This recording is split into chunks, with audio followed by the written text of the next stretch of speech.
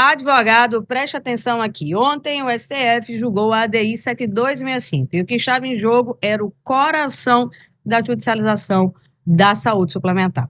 As operadoras de plano de saúde, representadas principalmente pelas Unidas, buscavam ali declarar a Lei 14.454/22 inconstitucional, ou seja, buscava determinar que o rol da ANS era exclusivamente taxativo e que as suas obrigações resumiam-se aos tratamentos dispostos no rol.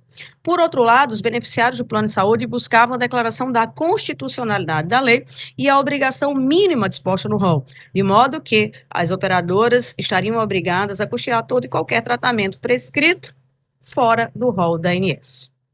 O que o STF fez? Ele trouxe uma solução intermediária.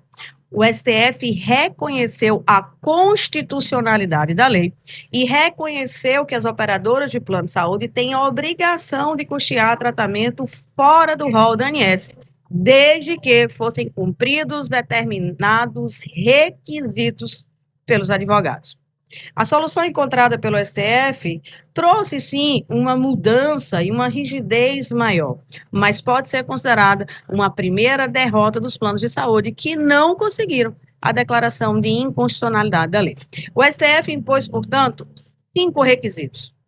Quais são esses requisitos? Eu vou explicar aqui para vocês. O primeiro deles é o relatório médico-odontológico do médico assistente do paciente.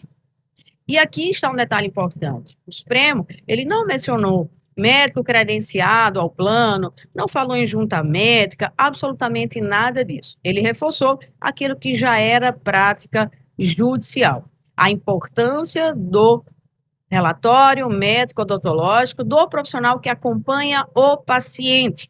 Esse documento continua com muita força, embora não seja ali o único documento levado em consideração para análise da decisão. O segundo requisito é a ausência de alternativa adequada ao rol. Isso é óbvio. Por quê? Perceba, ninguém vai judicializar um tratamento que a operadora já tem ali como adequado. Se a gente judicializa é porque aquele tratamento não é adequado à condição do paciente. E essa palavra adequada está na decisão. E ela abre uma brecha enorme, porque transfere a força do argumento para o relatório médico bem fundamentado, mostrando que ainda que exista algo no rol, aquele procedimento não é suficiente, seguro e adequado ao caso específico do paciente. Aqui nasce uma brecha importante para a judicialização. Terceiro requisito, evidência científica de alto grau ou ATS em alto grau de evidência. Aqui, gente, nasce a primeira barreira ao advogado que vai judicializar. Por quê? Porque aqui o Supremo impôs uma exigência técnica maior. Isso significa que nós, advogados, vamos precisar trazer relatórios, artigos, diretrizes, estudos, reforçando a robustez científica do tratamento. Algo que, na prática, a gente já fazia. Só que agora a gente vai precisar trazer uma fundamentação maior e um determinado rigor nesse sentido, sendo um ponto alto da sua petição. E olha só, a brecha aqui, ela pode estar na possibilidade de usar a ATS. Muitas vezes, mesmo quando não há um grande volume de estudos clínicos, um parecer técnico bem elaborado pode preencher esse requisito e trazer ali a brecha para sua judicialização.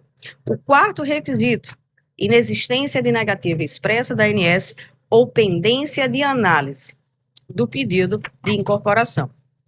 O quarto requisito é o mais novo e também desafiador. O que ele diz? Que não pode haver negativa expressa na ANS, a incorporação do tratamento, nem uma pendência de análise. Isso significa que antes da gente ajuizar o processo, a ação, a gente vai precisar pesquisar se a ANS já se manifestou sobre aquela determinada incorporação ou não. Muito semelhante ao que a gente está fazendo no tema 6 e no tema 1, 2, 3, 4. Então, a gente precisa dar uma olhada nisso antes de judicializar, e isso vai ter que ser um ponto específico da sua peça e deve ser explorado com inteligência. O quinto requisito seria o registro na Anvisa, ou seja, o julgamento pede que o medicamento seja registrado na Anvisa, o que já ocorre em 90% das nossas ações de saúde suplementar, né? Nos poucos casos que isso não ocorre, ali na questão da judicialização de doenças raras e ultras raras, a gente pode demandar via SUS, via saúde pública, e a gente tem o tema 500 do STF, que já regula essa situação. Sob pena de nulidade, o judiciário precisa verificar se houve requerimento administrativo prévio à operadora de saúde, se houve negativo, ou se ela está demorando demais, o que é óbvio, isso já acontecia. Além desses 5 pontos, o Supremo também determinou que, sob pena de nulidade, o judiciário precisa olhar, precisa analisar se houve requerimento prévio à operadora, se houve negativa ou se houve mora excessiva, o que é lógico, isso já precedia qualquer judicialização na saúde. E o juiz deve analisar também o ato administrativo da ANS à luz do caso concreto. Esse detalhe é precioso, porque a palavra caso concreto abre novamente espaço para argumentar de forma personalizada, demonstrando que cada paciente tem uma necessidade única e que não pode ser engessada por um ato administrativo geral.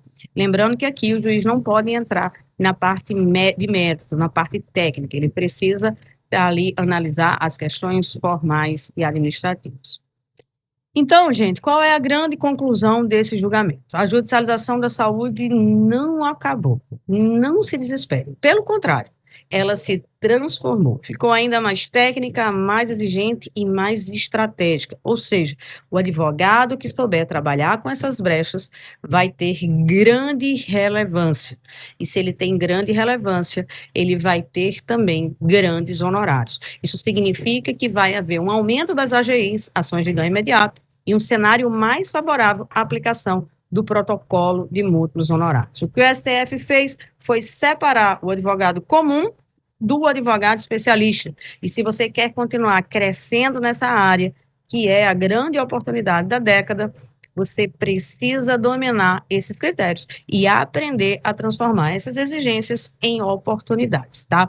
Então, cuidado com o que vocês escutam sobre a judicialização acabou, o plano de saúde vai continuar negando tratamento, medicamento, por carência em caso de urgência, vai continuar sem aceitar beneficiários, vai continuar cancelando o plano indevidamente, vai continuar aumentando abusivamente e vai continuar negando o tratamento, mesmo quando tem obrigação legal de custear. O que vai diferenciar agora é que você que é advogado especialista, o que quer se especializar, vai cobrar muito mais caro pelos seus honorários, porque nem todo advogado vai se aventurar nessa área.